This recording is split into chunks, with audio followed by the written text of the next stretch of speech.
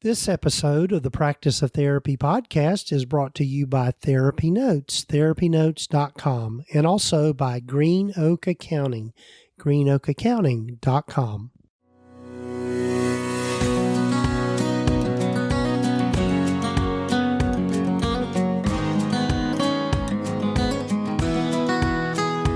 This is the Practice of Therapy podcast with Gordon Brewer, helping you to navigate your private practice journey.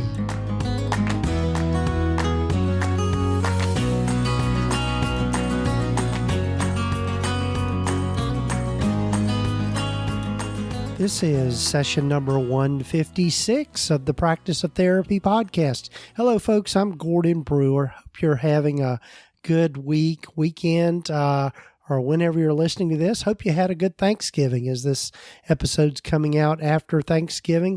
I know it was a good, quiet day for us. We spent all day cooking just to devour everything in 30 minutes or less. But it was a fun day. It was, I had my daughter up from Chattanooga, and it was just my wife and daughter and myself. And so a small, intimate gathering. And so we had a good time together, just putting things together and cooking and watching some movies and all of that kind of good stuff. So hope you had a good one as well. And I hope that you're healthy and safe with all that's going on with COVID pandemic. You know, I've got a little bit of the croupy crud stuff going on, so excuse my voice. In this particular episode, I sound a little bit stopped up, but I feel fine. I'm okay. I'm healthy. It's probably mostly allergies, but it's just that same crud I get this time of year. But anyway, glad you joined me for this episode. In many ways, this particular episode is a follow-up or just kind of a piggyback on last week's episode of Embracing Change. Again, it's a solo episode where I just talk about my thoughts around restructuring your practice, because I know one of the things that has happened over this past year is that a lot of us have had to really think about how we've got our businesses and our practices structured and some of the changes we want to make moving forward. So I give my thoughts on the process of doing that and things that I think that we need to think about in restructuring our practices. So hopefully you'll find this to be a helpful episode for you. You know, as we get towards the beginning of a new year, one of the things that I wanted to get back into and really focus on in this new year is doing more consulting with people. And I've got several ways in which I do that. And one is through just individual consulting, being able to just meet with somebody one-on-one to walk them through the process of thinking about working on the stuff that they're struggling with in their practice and doing some coaching around that and being able to help them through that process. That's one way of doing it. The other way is doing some coaching within a group context, and what I refer to those as focus groups. And so in 2021, I'm going to be starting some new focus groups where it's just a small group of us that meet online via Zoom twice a month. And everybody talks about their practices. And so we you not only can maybe learn a little bit from me, but more importantly, you can learn from each other and being able to have a group that you can be supportive with, or they can be supportive for you. And with the focus groups, they are intimate groups. They are not intimacy in ooh la la intimacy, but intimacy in terms of just being able to share the things that are bothering you most about your practice. And the groups are confidential.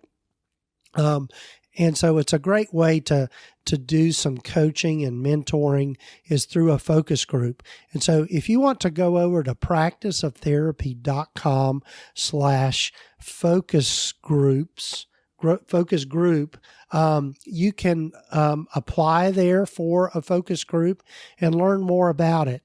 Also, if you're interested in consulting with me, you can go to our consulting page. Again, if you want to go to practiceoftherapy.com, and up there at the top in the menu, you'll see a a link there for Start Consulting. And again, you can fill out an application and we can start with that. And typically what I do with people that are interested in consulting is we do just a quick 15-minute, we get on the phone or on Zoom and do a quick 15-minute kind of brainstorming session to talk about what would be a good fit for you, whether it's individual consulting or whether you do it within a group context with a focus group. But again, go check that out, practiceoftherapy.com. And if you'll click on Start Consulting, or there's another link up there for Mastermind. I refer to it as a focus group, but it's also known as a mastermind group. So go check that out if that might be something you would be interested in doing in 2021. I'm starting to get some inquiries about that, and so I'd invite you to go over and check that out. Also, be sure and check out today's sponsors for the podcast. We've got TherapyNotes.com. TherapyNotes is the #1 electronic health record system for therapists. They're who I use in my practice, and they have got the best support you could ever ask for. They handle everything from documentation to filing insurance claims to giving you a patient portal that's second to none.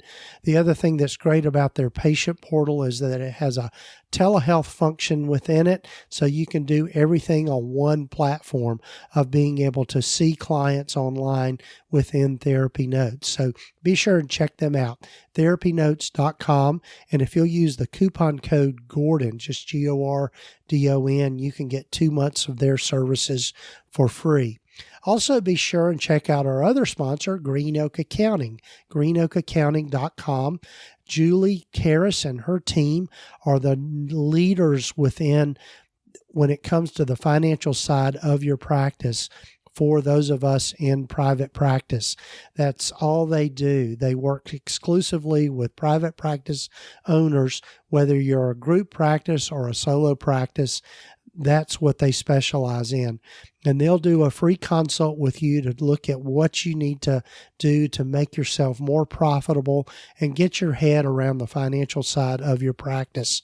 And now is a great time to talk to them because as we're coming close to the end of the year, it's going to be tax season before we know it. And so you want to make sure you have your ducks in a row around that. Believe you me, I've had, one of those things I've learned the hard way. But be sure and check them out, greenoakaccounting.com, and be sure and let them know that you heard about them here on the podcast. So without further ado, let's jump over and let me give you my thoughts on restructuring your practice.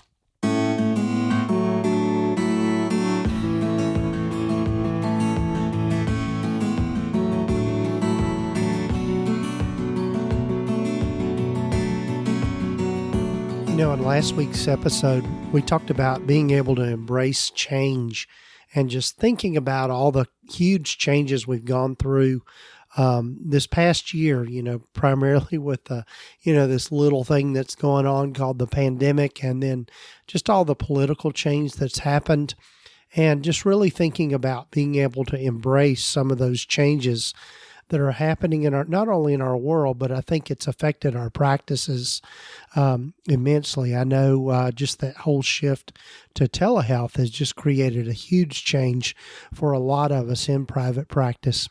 So in this episode, I'd really like to kind of delve into thinking about if you were to restructure your practice, if you were to give it a facelift, so to speak, how would you go about doing that? And talk about some of the things that I've thought about as I'm doing that in my own practice. So the first place to start, of course, and again, this is something you hear from me all the time, is to start with why. And one of the things that I think is important to remember when we think about our why is maybe even going back to thinking about why we wanted to go into private practice to begin with. why not just work for somebody else? And what is it that motivates us to have our own practice? And I think for a lot of people that could be any number of reasons, but I think the number one reason that most of us go into private practice is because we want the autonomy that it brings, and also the potential for greater earning potential for ourselves, and being able to bring in more money, more income. So one of the things that I think is important to do is to begin with just thinking about why you would want to restructure your practice. It might be that you've just got some systems and processes that have just gotten overly complicated. It might be that you are noticing that your own stress level is continuing to rise because of things within the practice that just cause you a lot of headaches. One thing that can happen is that I think, particularly as practice owners, we can let our caseloads get pretty high. And that just creates a lot of stress, and that we've got to attend to those things around our caseloads in terms of getting our documentation done, being able to follow up with clients, being able to do all those things necessary for just doing the clinical side of the practice. And so particularly for those of us that are group practice owners, one of the things that happens that we realize is that we need to decrease our caseload, and we need to be able to spend more time on those administrative tasks that are involved in a practice. So that's just one example of maybe thinking about a change or a way to restructure your time and what you're doing within your practice.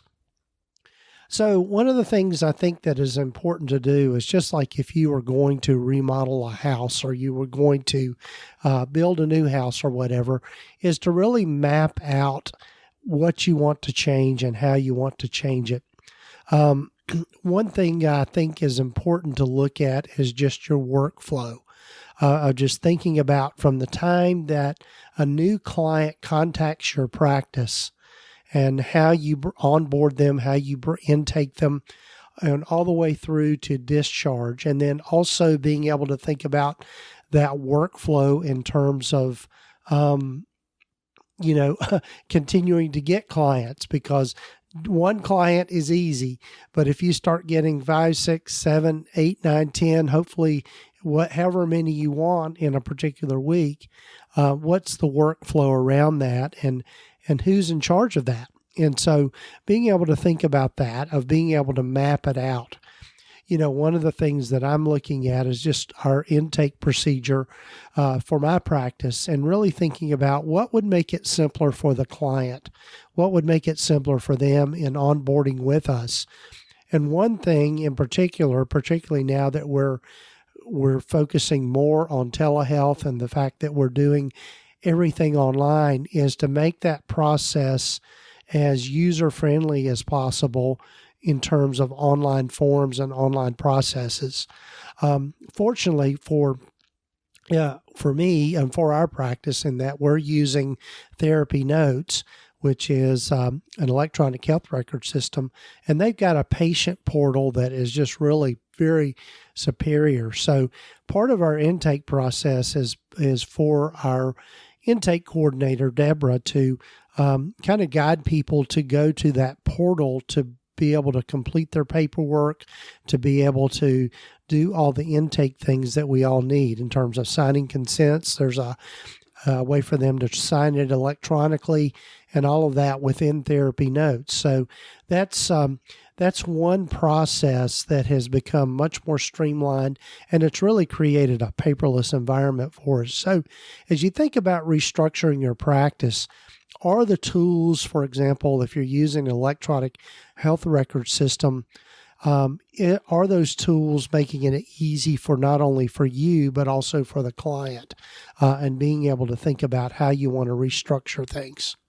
Again, as I mentioned earlier, I think it's a good idea to just map out your workflow process or processes in thinking about not only the clinical side, but the business side of things. And the way that I have done that is just create flow charts of things. You don't have to make it complicated. It can just be just take a legal pad and be able to just jot those things down, of just being able to show what it looks like when you go from point A to point B within your practice. On the clinical side, which I think of the clinical side as anything that we do with clients, from the intake to discharge, all of those different processes, being able to map that out. And then on the business side, being able to map those things out as well. And there, of course, in private practice, there is some overlap between the clinical and business sides. But again, not to get too far off on a tangent, I really am a true believer in keeping those processes separated from each other. And that, again, as I mentioned, having a good electronic health record system helps you do that to some degree, in terms of all of your patient payment information and all their personal health information is housed in the electronic health record system. Whereas the business side of things, as far as just, the payments you get, the expenses you have, all of that sort of thing. In my practice, I use TherapyNotes for the clinical side of things, and then I use QuickBooks in tracking the money and all of that sort of thing on the business side. Also, I use Google Workspace, which again, the Google Workspace, aka G Suite, is just a wonderful tool in being able to set up some platforms and systems, of being able to track things, of being able to create a flow. You're going to be hearing more about that from me. I'm working on updating the course that I put out, G Suite for Therapists, but that information is still relevant even if you go ahead and purchase the course now.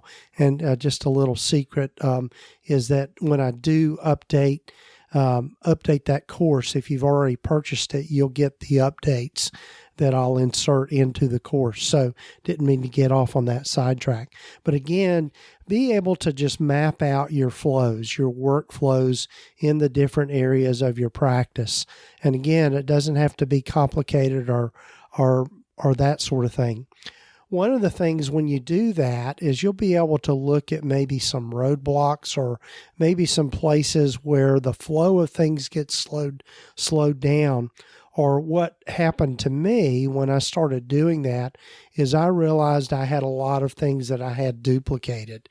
In other words, I think back when I was first getting started, I had an electronic health record system. It was a different one besides TherapyNotes. I switched over, but I was not only putting stuff in TherapyNotes, but I was creating double work for myself by putting it in QuickBooks. I mean, different types of things. So like I had, individual client invoices in QuickBooks, which was just crazy because it just doubled my work. I didn't need to do that.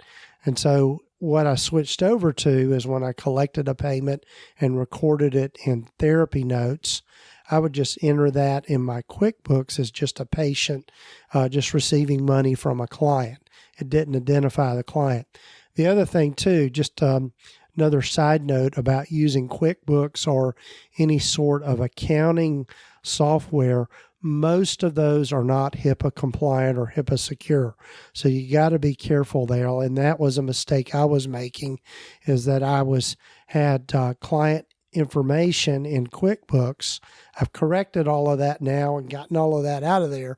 But that was a mistake I made, in not recognizing early on that particular, those platforms are not necessarily HIPAA secure.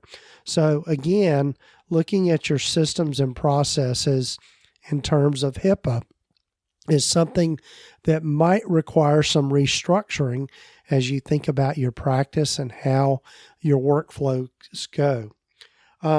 The other thing too about your workflows, not only looking at duplicate things, in other words, or you're entering stuff down more than once, is looking at stuff that's just dead wood, stuff that you really don't need.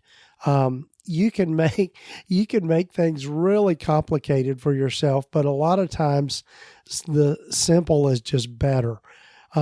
Particularly when I think about writing session notes, for example. One of the things that I think what is particularly I run into this with newer therapists is that they go into so much detail in their session notes. They write down just kind of a whole narrative of everything that took place in the session. That is probably something that you can cut back on.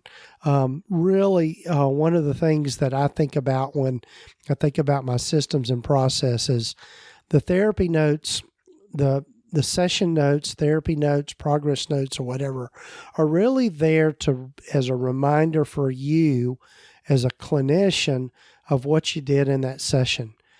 So if you have just things that kind of give you the theme of the session, there is the medical record part where you need to kind of document things that are important for following that particular patient or that particular client. There are those standards that are important to follow, but one mistake that a lot of new therapists make is that they put too much detail into their progress notes. Your progress notes should only take you about 5 or 10 minutes to complete.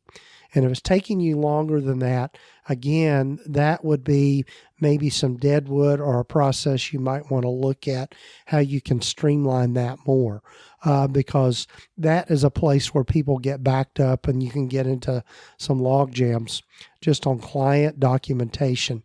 And I've not met too many people that just love doing documentation, but again, that's a system and a process of looking at how you can streamline and how you can cut out a lot of deadwood with that.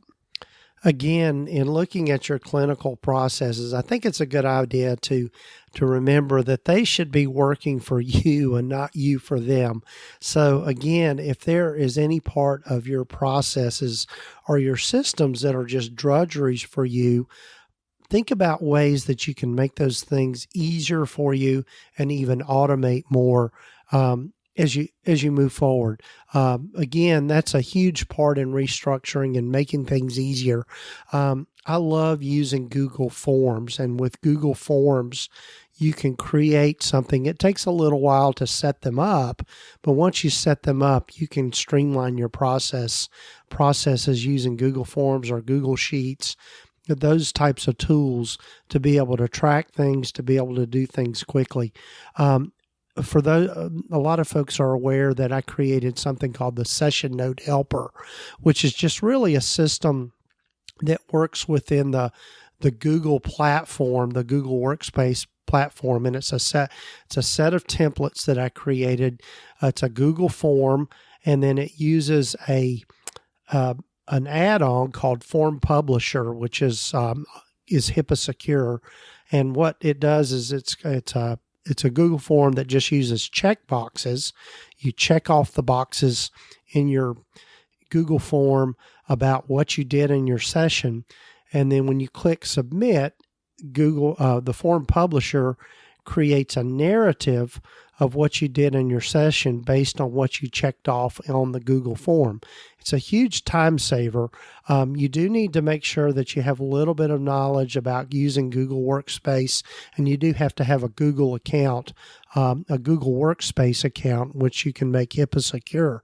But again, you can find out more about that by going to practiceoftherapy.com/session note helper and learn about that. And again, that was one of those things that I created to make my workflow easier. The thing about the Session Note Helper too is that because it's in a Google Doc format, I can just copy and paste whatever I wrote in there over into TherapyNotes. Again, TherapyNotes has got a great template, and tell you the truth, I use some of both depending on the particular case. But anyway, it all ends up in TherapyNotes. But anyway, didn't mean to get too far off on that tangent talking about the Session Note Helper. One of the things too, and just thinking about creating change within your practice or restructuring your practice, is to really look at your profitability. One of the things that can happen is we can be so busy doing our sessions and just doing the all that's going on in our practice that we fail to go back and look at our numbers and really understand how profitable we are. One mistake that most people will make is they'll look at their bank account and say, "Oh, I'm good. There's money there. I don't have anything to worry about." But really, you need to really do a deeper dive into your profitability. And I think it's a good idea to look at that maybe once a quarter, at the very least once a year. Look at that to see that you are being profitable and that what you are bringing in is creating a profit for yourself, but also is sustainable.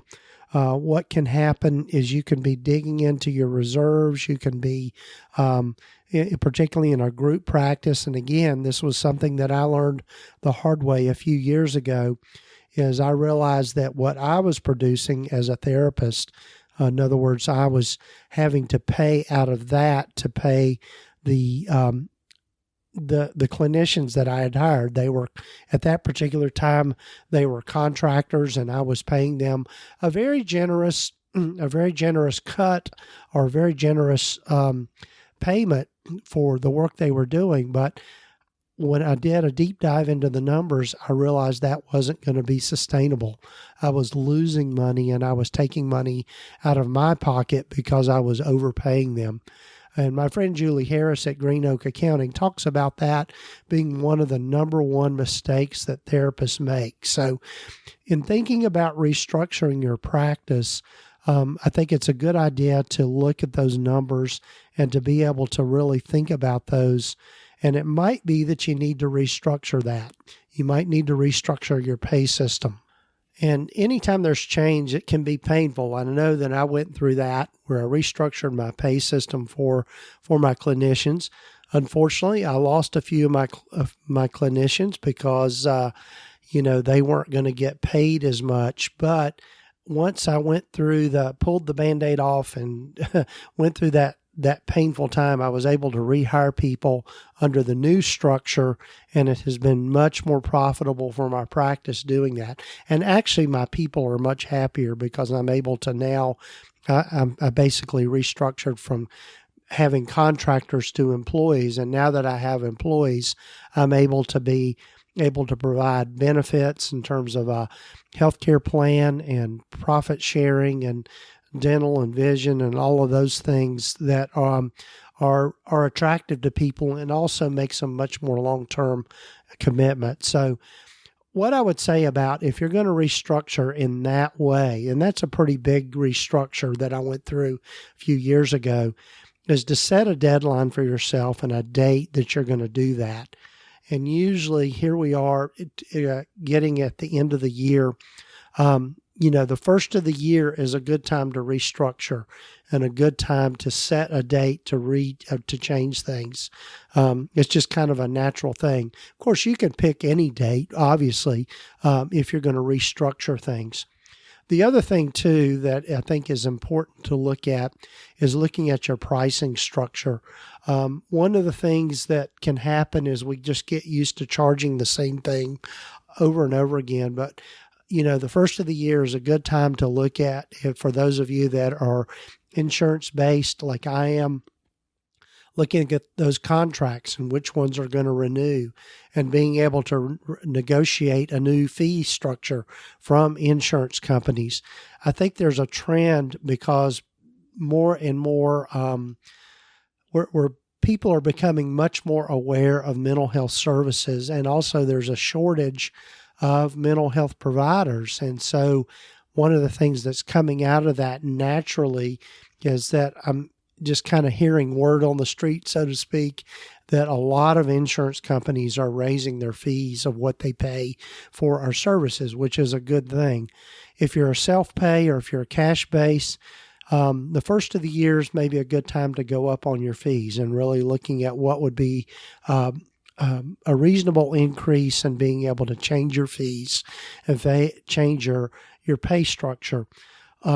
a lot of different ways to go about that. And I know that's a big discussion. I know in the mastermind groups that I've had and focus groups I've had, we've talked about that's one thing that I really emphasize with people when they're just thinking about becoming more profitable is going up on your fees, particularly if you're getting full and you are in high demand in your community. Absolutely go up on your fees. And one question that gets asked is, well, what do I do with my current clients? Well, there's two ways you can do that. Is you can go up on their fees. I think you've got to give them some disclosure around that and give them some communication about that in terms of, okay, on this particular date, your fee will go up to this.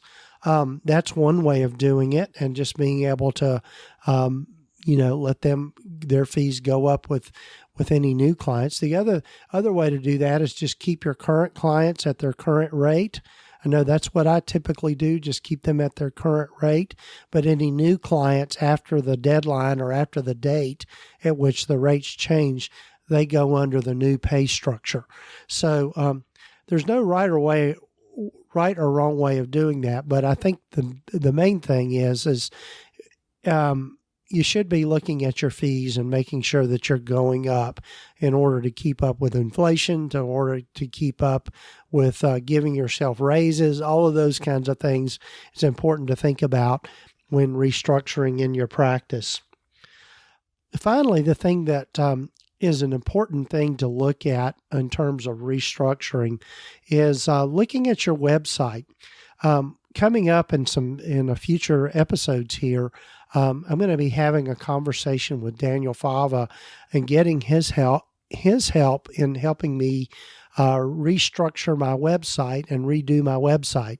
One of the things that I realized is that my website hadn't been updated in several years. And one of the things that I know is that it has become somewhat confusing for some of our clients and just being able to navigate it. And it's really just gotten kind of real top heavy with a lot of stuff on the website that is maybe not relevant to the purpose of the website. So the number one reason that you would have a website is to promote your practice. And it's really kind of it's your front door to your practice, even more so than if you've got a brick and mortar practice. Your website is where people are going to go.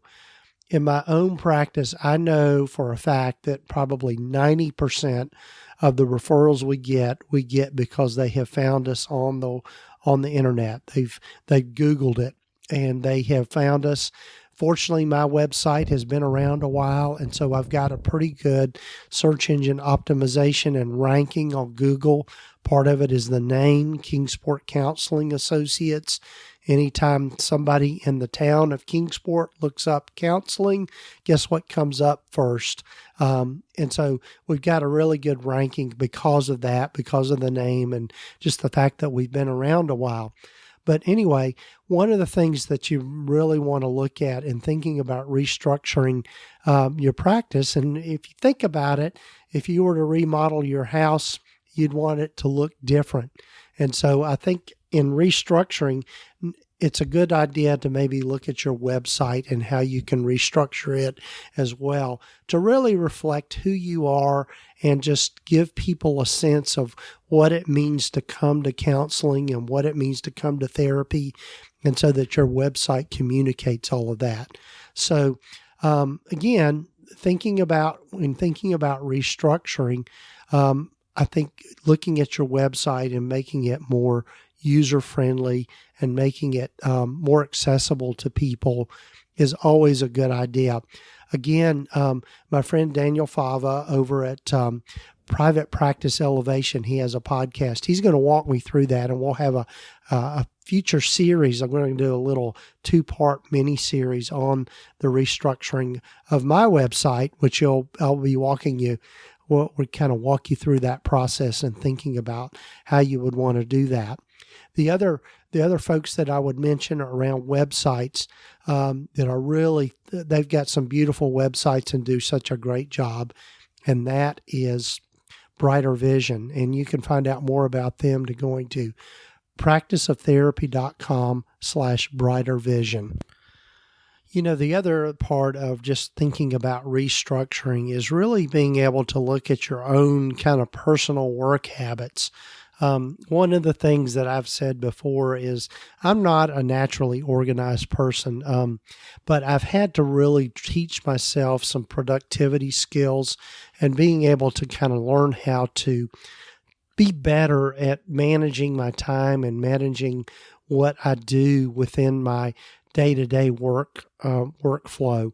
One of the things that I love being able to do is use my planner, and I've mentioned this planner before, and we'll try to have some links in the show notes for this, but I use the Michael Hyatt's Full Focus Planner for kind of helping me with my productivity and being able to kind of map out my day and really think about my weeks and all of that. And one of the things that has helped me so much is being able to take some time at the beginning of each week and really kind of map out and think about what it is I want to accomplish for the week. Also on the daily pages of that particular planner, it's got kind of a place to put down what they call your big three. In other words, the big three things you want to accomplish for that day. So most days I've got all three in there. Some days it's just one or two things. But anyway, being able to think about your focus each day and being able to kind of plan that out is an important piece, and being able to kind of make yourself more productive. Again, there's so much, we could do a whole episode on productivity, and there's a few older episodes where I talk about this, of just being able to keep yourself on track and keep yourself organized. In restructuring things, one of the things I think about, again, using that metaphor of a house, if you've got a house or a room in your house that is just full of clutter and full of things that are just overwhelming to you when you go into it, it's probably a good idea to think about reorganizing that and decluttering things. And so when I think about restructuring a practice, I kind of think about it in that mode. Particularly those of us that have been in practice a while, we can just accumulate a lot of stuff, just kind of like we do in our houses. I know we've been living in our house close to 30 years now. I'm kind of telling my age here by doing that, but we just got a lot of stuff. And one of the things that we've been doing over this past year is decluttering and kind of getting rid of the dead wood and the stuff that is just no longer of use to us and we're just hanging on to for no reason. And so again, in restructuring your practice, I think that's a good mindset to think about it. What is it that you need to do to simplify your practice, to make it easier for you to run, make it easier for your clients when they come to see you, and just thinking about the flow of all of that. So to quickly recap here before my voice goes, first of all, start with why. Really think about why you would want to restructure and the purpose of that. The second thing is to create a flow chart. In other words, maybe start with the workflow that you have now. Look at how you're doing it now. Write it all down on a piece of paper. You can draw it out, make little maps and little drawings and arrows and all those kinds of things if that's how you want to do it. But think about your current workflow, write it all down and look at it and figure out what it is that you need to remove or change in some sort of way. Look at what your processes are for your intakes, and is that an easy process for your clients? Because again, they are the ones that are going to drive your practice to some degree. But also just going back to the why, thinking about what is it that is going to fit your lifestyle? What is it that is going to make your life easier within your practice around the structure of your practice and the time that it requires of you? Look at the things that you can automate more, particularly making use of things like TherapyNotes and being able to use their portal, all of those kinds of things. Also look at those things that you can cut out. the dead wood, as I like to call it? Are there processes that you really are either duplicating, in other words, you're having to enter stuff twice, or things that just really are not relevant for you in terms of the example I gave was just being able to look at making your progress notes simpler, of not having to put a lot of detail and put a lot of time into that, of really getting it down to kind of like a well-oiled machine when it comes to doing those tasks. Also looking at your how you've got things structured. If you're a group practice, your pay scale, is that something that needs to be restructured? Do you need to make a change of maybe going from having contractors to employees, of looking at your profitability? Again, taking a deep dive into your profitability, my tongue's tied here, and looking at your numbers and having a clear picture of that. And then finally is looking at your website. Does your website reflect who you are, and is it time for a facelift? Again, I'm going to be doing that process myself. At the beginning of the year, we're going to restructure our website, and we're going to redo that, and I'm going to be sharing that process with you as I go through that process. And then finally, looking at your own productivity habits and what you need to do to change those things. So hopefully this has been helpful for you and just thinking about these things. I know for me, just this past year, just a lot of change and a lot of things that have come down the pike. And I think now that we're towards the end of the year and getting ready to start a new year, this is the perfect time to think about this and really looking at how your practice is structured, and is it time to restructure it and make it work better for you.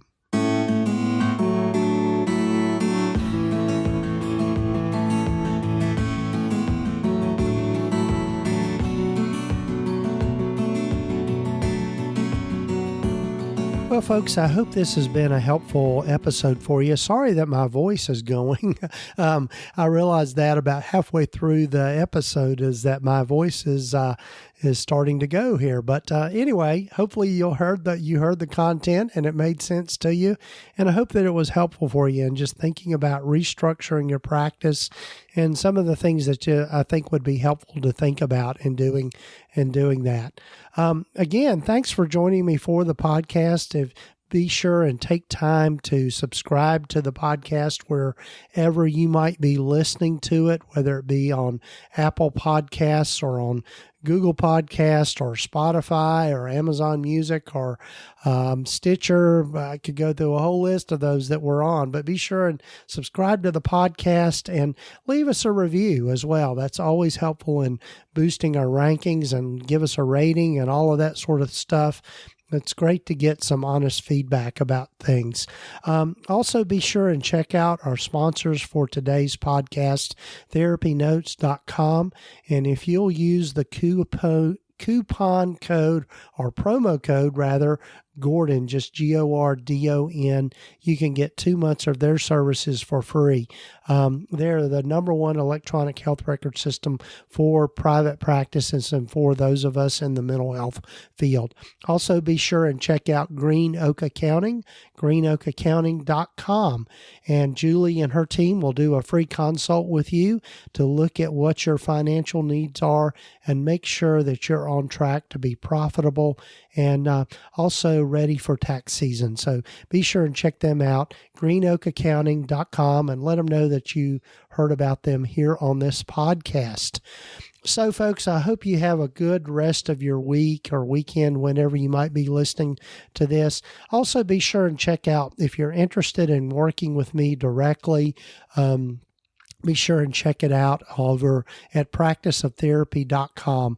Got lots of resources over there, lots of free resources. And also, if you're interested in consulting with me, just click on the button that says Start Consulting, and you can find out more about that.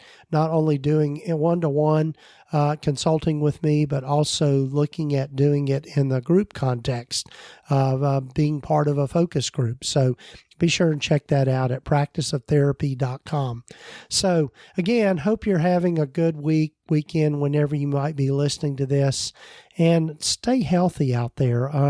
We're just, hopefully we're going to be through this whole pandemic here soon.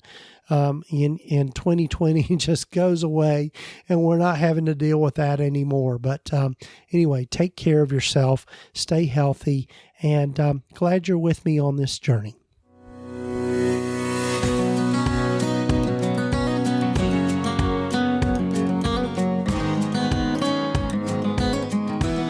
You have been listening to the Practice of Therapy podcast with Gordon Brewer.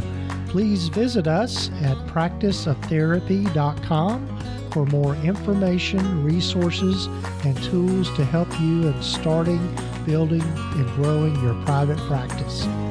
And if you haven't done so already, please sign up to receive the free private practice startup guide at practiceoftherapy.com. The information in this podcast is intended to be accurate and authoritative concerning the subject matter covered. It is given with the understanding that neither the hosts, guests, or producers are rendering legal, accounting, or clinical advice. If you need a professional, you should find the right person for that.